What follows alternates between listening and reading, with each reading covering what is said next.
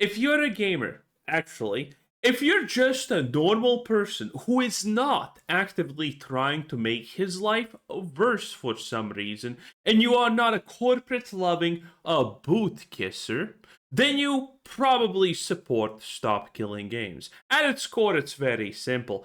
It's just something to protect the consumer when a company decides, well, you know what? Instead of 20 million, we only made 90 million with this predatory thing. We should better shut down the servers and now delete this game off of everyone's library because we're not happy enough with all the millions we already made. That's what it's intended to do. Now, the irony, of course, of Stop Killing Games is the fact that it has absolutely destroyed pirate software. Rightfully so, by the way. God bless. And it's now destroying Ubisoft. Well, what's theoretically left of Ubisoft, because there's not a lot left, honestly, if you ask me. Ubisoft's decision to delist the crew keeps coming back to bite them, and now they are being sued by one of the largest consumer rights groups in. Play stupid games, win stupid prizes. All of these companies thought that they're untouchable.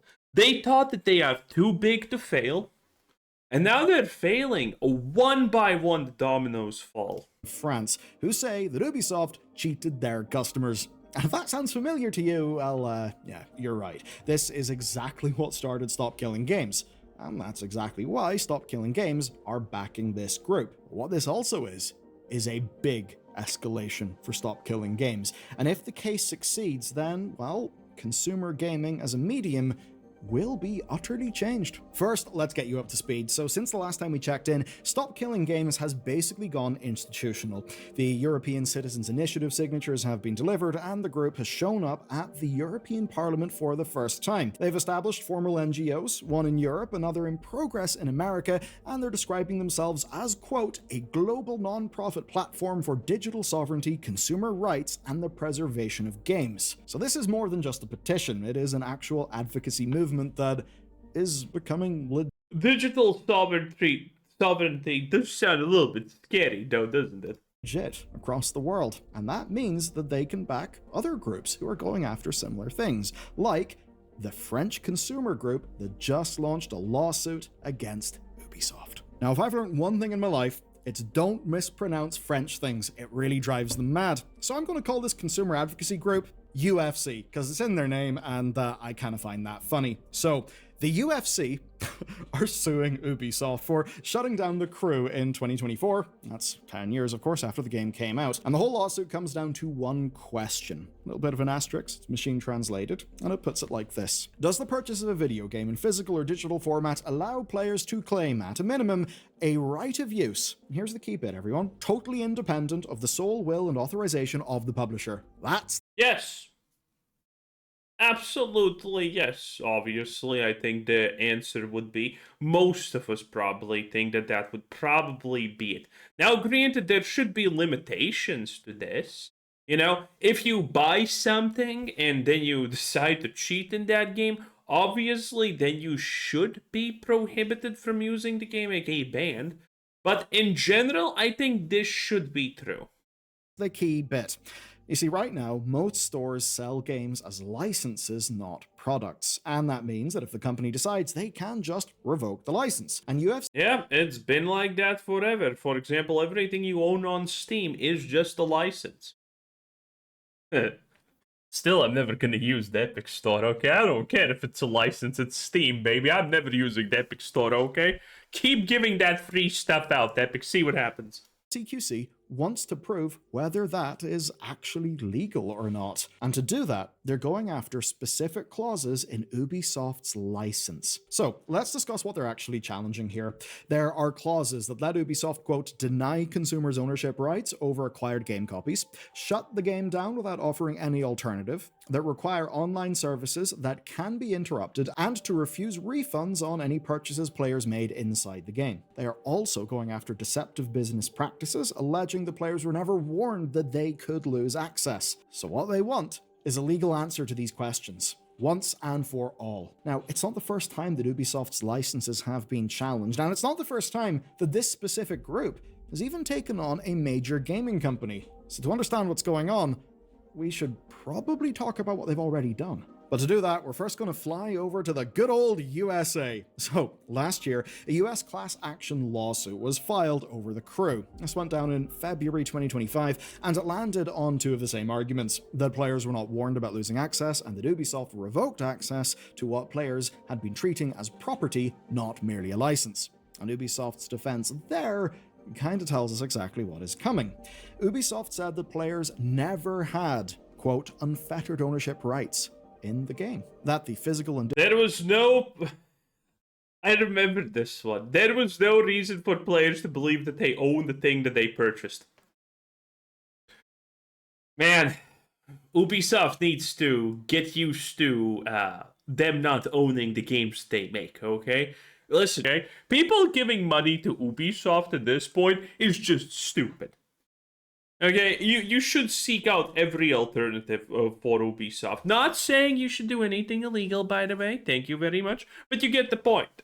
Game. That the physical and digital versions both made it clear that the game needed online servers and that Ubisoft could shut those servers down, and that further to those arguments, precedent was actually on their side in the US. Now, that is thanks to a 2011 ruling over whether Square could take down a Final Fantasy XI account, basically take it away from a player who broke terms of service. Now, obviously, US law is not EU law, but looking at this, we can literally see Ubisoft's defense. We basically know their playbook. And if anyone is ready for a fight against that playbook, it is actually UFCQC. Back in 2020, the target was Nintendo. It was Joy-Cons and planned obsolescence. And they say that their complaint kicked off a chain of action that eventually saw the European Commission and Nintendo extend warranties beyond the legal guarantee. And that was a huge win. Let's just all be honest for a second. The situation with the Switch Joy-Cons was absolutely goddamn absurd. They knew those problems existed for years upon years upon years, and they knew that they would just make a shitload of money over people rebuying Joy-Cons.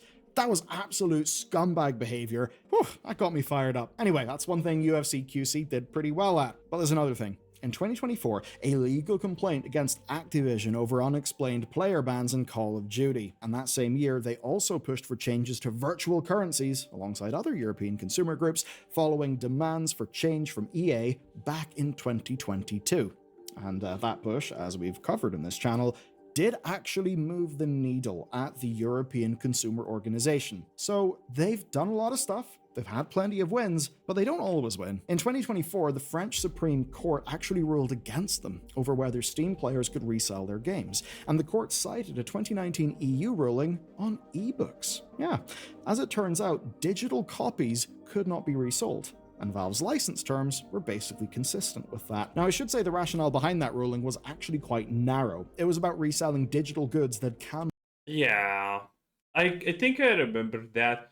I mean, it would be nice if you could sell the games that you don't want to actually play anymore on Steam, but at the same time, I mean, that's asking for Steam to allow you to do it and build a whole separate thing for you to sell it, which is kind of crazy. Not deteriorate. It wasn't about the bigger ownership questions that we've been dealing with in this video. But win or lose, UFCQC are clearly not afraid of a fight. And at this point, they are pushing well past where Stop Killing Games have gone. It's not just us saying they're going beyond Stop Killing Games. Ross Scott, Stop Killing Games' founder, actually makes the same point in his video. He says that this case is, quote, pushing the Overton window in some... Listen, I don't actually want to hear what Ross says. I want to hear what Pirate Software has to say about this, okay? I want him to be mad. I want to see him angry, okay? I want you to get everything you asked, but nothing that you wanted. Oh man, I can't wait for that. Respects. As he points out, Stop Killing Games haven't actually asked for legal requirements to keep games running after live support ends. Not yet, anyway. This lawsuit is one that goes way further than that, and it's making the labeling argument as well. So that's the one basically saying that Ubisoft never warned people that the game could be taken away. Now, Ross is not convinced that that one is a clear win, and I think he's basically right. But yeah, that's probably true. Again, the same way that everyone knows that you buy something, you're expected to own it, and everyone expects that when you buy a digital game. You also have the expectancy of if you do something bad in it or break their rules, that it's gonna be taken away from you. So these both of these things are expected, I think. They are still backing this group. They're backing UFC QC, and they're doing so materially. You see, this case has been in the works for over a year, and Stop Killing Games say that they have data and receipts from their French supporters that actually helped get the suit off the ground. And here is what a spokesperson described the move as to us: a step up in ambition and impact, not just continuation of the previous public goals. We have become a movement now, and with the NGO, we have bigger plans for the gaming industry. I mean, this probably could end well, honestly, in some way. Maybe not fully the way that people expect or want, which at this point, I don't even know what that would look like at the end. But at the same time, we have had some great wins.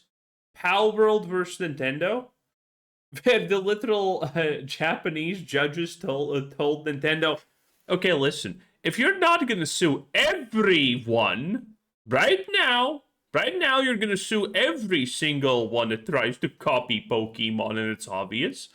Then never try again to say that Palworld is stealing on or encroaching on your IP.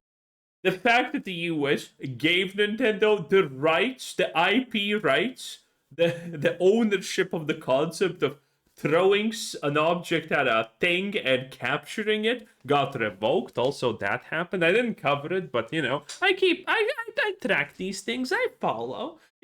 Between looking at naughty pictures, I do read some stuff. Sure, there's a few people in the gaming industry who are not particularly happy about that, but this really would be a step up in plans. What they're pushing for here would genuinely upend how this industry works. It's basically this: should one of the world's biggest economies treat games as products or treat games as licenses? Now that could put the EU completely out of step with the rest of the world, who have erred on the side of the licenses. I mean, think about what Steam had to do in 2024, where they actually added a warning to the storefront that you are buying a license. And Steam did that for all of us because a California law required it. So would they have to go even further with, say, the EU? What does it even look like for a library of thousands of games? And there's a real question about what sorts of things would break if this succeeds. Right now, you see, companies use license terms to moderate players, banning cheaters, removing abusive users. Now, if games are products and not licenses, does it get harder to ban someone? Now, a Stop Killing Games spokesperson told us that they see it differently, that whoever runs the servers still does get to enforce the rules, regardless of how a game is classified. But considering UFC QC already brought a complaint against Activision over exactly those kind of bans, well, you could see where this could all get a bit complicated. We're now speculating because I mean, this is slightly different, though, and I think everyone actually agrees with it. Again, this is what I said at the start. If you cheat, you break the rules or whatever, you deserve to be banned. Obviously, makes sense, makes perfect sense. I don't think anyone's disagreeing with that. But getting banned and then not giving a very concrete reason and an explanation what you did wrong also is unacceptable, in my honest opinion. And I think most people agree with that. If you get banned from something, you want to know exactly the reason why, not some kind of vague BS post. nobody's actually done this before. And this ruling would essentially lock in the status quo or force companies into something that is completely new. And even if the status quo wins, that does just make the law itself the next target. And of course, that is a fight that Stop Killing Games have now built themselves for, and it's exactly where they'll go. Okay, so after this case plays out, and remember, it will be appealed, there will be some clarity. Either companies can keep doing what Ubisoft did, or they'll have to deal with an entirely new set of rules. But this is just one front of a broader thing. Stop Killing Games' complaint to the French Consumer Protection Agency is still with that regulator. The European Citizens Initiative gets its hearing at the European Parliament on April 16th this year. And in many ways that's a big one because it's their shot to make their case directly to legislators. And with funding from developers like Alderon Games, partnerships with UFC QC and Does It Play, the infrastructure is actually there now. So Stop Killing Games is not going anywhere. And this is something that started off with a YouTube video and a petition. It's now evolved into lawsuits, parliamentary hearings, and institutional lobbying across multiple countries. So the question isn't whether the games industry will have to reckon with this. They will have to reckon with it. The real question is how long they can put it off, and how much they can use the various processes in various countries to slow these efforts down. So expect many appeals over many years, and if you're someone who expected— Oh shit, he actually said that. Yeah, this is gonna, by the way, take years. The bureaucracy of the EU has a major crack. The same way that the Americans have the problem that essentially running scams in the open is completely legal in America because no one gives a shit.